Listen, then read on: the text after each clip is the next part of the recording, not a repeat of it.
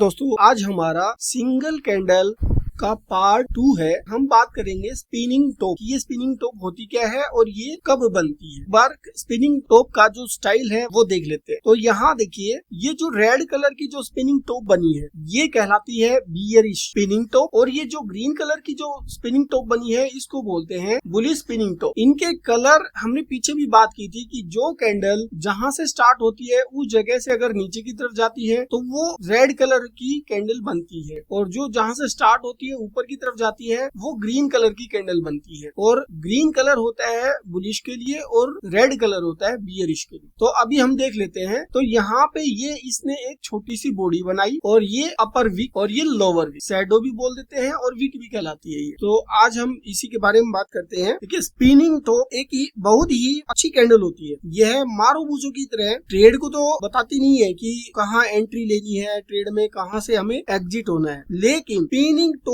बाजार में जो मौजूदा हालात हैं उसके बारे में बहुत ही अच्छी जानकारी देती है, और इसी जानकारी के आधार पर ट्रेडर आसानी से अपनी पोजीशन बना सकते हैं। और देखिए, हमने ये जो कैंडल देखी है, इस कैंडल में आपने देखा कि यहाँ से प्राइस स्टार्ट हुआ, यहाँ पर क्लोज हुआ। तो ये जो प्राइस है ये बहुत ज्यादा डिफरेंस नहीं है कि ये कैंडल बहुत छोटी सी कैंडल है। तो ये बॉडी बनती है, ये बहुत ही क्लोज में बनती है, बहुत ही नजदीक में होती है। लेकिन ये जो स्पिनिंग टॉप है उसके जो बॉडी बनती है वो बहुत ही छोटी बनती है, और इसके जो अपर विक है और जो लोअर विक है वो लगभग बराबर होते हैं। ऊपर की तरफ भी उतना ही होता है और नीचे की तरफ भी उतना ही होता है, लोअर विक और अपर विक। तो इससे हम क्या समझते हैं कि बाजार में ऐसी कौन सी घटना हुई। अगर हम केवल इस रियल बॉडी को देखें, हमने इन दोनों को छोड़ दिया, ये अपर विक को छोड़ दिया और लोअर विक को भी छोड़ दिया। अगर केवल हम इसको देखें बॉडी को, तो यह हमें बताती है कि जो ओपन कीमत और क्लोज कीमत ये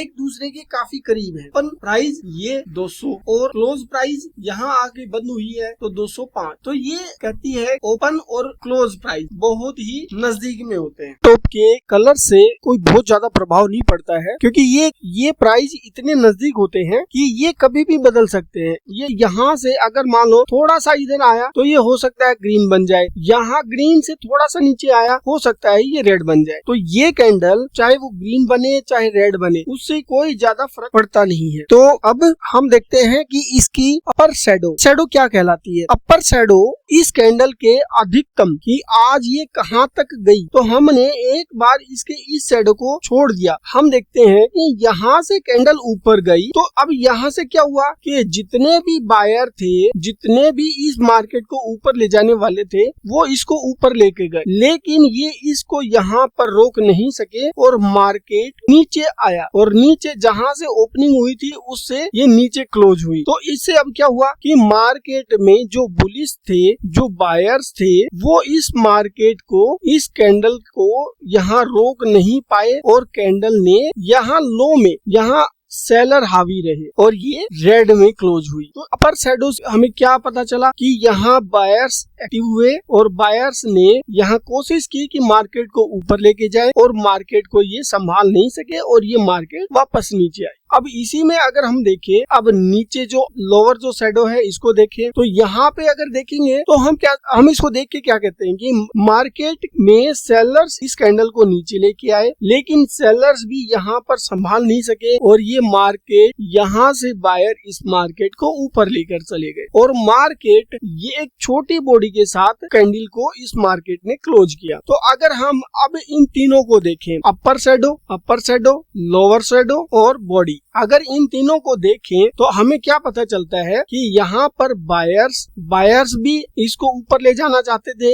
लेकिन यहाँ इसको रोक नहीं सके, मार्केट नीचे आया। सेलर्स नीचे लेकर गए लेकिन यहाँ रोक नहीं सके, और सेलर्स ये बायर्स ऊपर लेकर आए। तो यहाँ अब दोनों की एक लड़ाई चल रही है, बायर्स की और सेलर की, कि इस मार्केट को कौन अपनी तरफ ज्यादा खींच सकता है। तो यहाँ पर एक छोटी बॉडी के साथ ये कैंडल बंद हुई, तो ये एक इनडिसीजन कैंडल है। इससे हम पता नहीं कर सकते कि मार्केट में अभी बायर्स तेजी में है या सेलर्स तेजी में है। अब हम बात करते हैं, अगर ये कैंडल डाउन ट्रेंड में चल रही है नीचे देखिए मार्केट नीचे की तरफ जा रहा है। इससे हम क्या समझेंगे कि यहाँ पर बियर्स का कब्जा है और बियर्स उसको मार्केट को नीचे लेके जा रहे हैं और यहाँ पर बन जाती है एक इनडिसीजन कैंडल। तो ये इनडिसीजन कैंडल में क्या हुआ कि बियर्स इस कैंडल को नीचे की तरफ कोशिश कर रहे हैं कि हम इसको और नीचे की तरफ लेकर जाए और यहाँ पर बायर्स चाहते हैं कि हम अब इस मार्केट को संभाल लें। मार्केट काफी नीचे जा चुका है, अब मार्केट को हम संभाल सके और उस गिरावट को रोक सके। बियर्स इस मार्केट को नीचे लेकर जाना चाहते तो ये भी एक बड़ी कैंडल बन सकती थी। अगर बुलिश इस मार्केट को ऊपर लेकर जाना चाहते तो ये एक बड़ी कैंडल भी बन सकती थी, लेकिन अभी यहाँ पर कोई डिसीजन हुआ नहीं और ये मार्केट एक इनडिसीजन कैंडल बनाया। तो अब यहाँ से देखो दो चीजें हो सकती है, या तो बाजार में बिकवाली ज्यादा आएगी, बिकवाली मतलब यहाँ से मार्केट और नीचे की तरफ जाएगा, या बाजार यहाँ से संभलेगा और ऊपर की तरफ जाएगा। तो यहाँ पर दोनों तरफ हमें सोच समझकर काम करना पड़ेगा कि हमें ऊपर की तरफ जाना है या नीचे की तरफ जाना है। और ये इनडिसीजन कैंडल यहाँ अगर नीचे की तरफ बनती है तो यहाँ एक डिसीजन लेना पड़ेगा। तो हम दोनों तरफ इस कैंडल के एक एक ट्रेड ले सकते हैं, ऊपर की तरफ भी और नीचे की तरफ भी। हमें इसके लिए तैयार रहना होगा, हमें पोजीशन ऊपर की भी बनानी होगी और पोजीशन नीचे की, कि मार्केट अब यहाँ से किसी भी तरफ जा सकता है, ऊपर भी जा सकता है और नीचे की तरफ भी जा सकता है। अब ऐसे में ये तो हो गया नीचे की तरफ। अगर मंदी की बजाय अब पोजीशन ऊपर की तरफ हो, मार्केट डाउन ट्रेंड की बजाय अप ट्रेंड का हो, तो अब क्या करना है? सेम वही बात है कि मार्केट अगर अप ट्रेंड का है तो हमें ये देखना होगा कि देखिए मार्केट ने क्या किया, नीचे से मार्केट ऊपर की तरफ जा रहा है, ऊपर की तरफ जा रहा है, ऊपर की तरफ जा रहा है और यहाँ पर आकर एक इनडिसीजन कैंडल बनती है जिसको स्पिनिंग टॉप बोलते हैं। और ये स्पिनिंग टॉप, इससे क्या होता है कि मार्केट में बायर्स जो बुलिश थे वो उसको ऊपर लेकर जाना चाहते थे, लेकिन यहाँ ये ऊपर ले जा नहीं सके। यहाँ से बियरिश ने यहाँ नीचे लेके आए मार्केट को और बियरिश भी इस मार्केट को यहाँ नीचे और ज्यादा नीचे नहीं ला पाए और यहाँ पर ये एक इनडिसीजन कैंडल के रूप में ये बंद हुई ये कैंडल। अब यहाँ से देखिए दोनों तरफ मार्केट जा सकता है, मार्केट बुल भी हो सकता है और मार्केट बियर भी हो सकता है, नीचे भी आ सकता है। तो यहाँ पर ट्रेडर को संभल कर काम करना होता है कि अगर स्पिनिंग टॉप आती है, ऐसा नहीं है कि केवल एक ही स्पिनिंग टॉप आए। मार्केट में ये फाइट काफी टाइम चल सकती है, एक 5 मिनट की एक कैंडल, 5 मिनट की 2 कैंडल, 3 कैंडल, 4 कैंडल। तो यहाँ ये बोलते हैं स्पिनिंग टॉप आने वाले तूफान से पहले का संकेत होता है कि जब भी स्पिनिंग टॉप आती है तो इसका मतलब होता है कि तूफान आने वाला है। तो यहाँ से हम अगर ये देखें तो ये तूफान ही है कि अगर मार्केट ऊपर जा रहा था और यहाँ पर एक इनडिसीजन कैंडल बनती है जो मार्केट को ना तो ऊपर जाने देती है और नीचे नहीं जाने देती। तो यहाँ एक इनडिसीजन कैंडल को देखकर हम ये पता कर सकते हैं कि मार्केट में अब दोनों तरफ के ट्रेड कहीं भी जा सकता है। तो जो ज्यादा रिस्की ट्रेडर होते हैं वो यहीं पर ही दोनों तरफ ट्रेड कर लेते हैं और जो नॉर्मल ट्रेडर होते हैं वो इसके बाद देखते हैं कि इसके बाद कौन सी कैंडल बनती है उसको ट्रेड करते हैं। ठीक है, तो ये थी हमारी स्पिनिंग टॉप और आज इसी के बारे में हमने बात की है।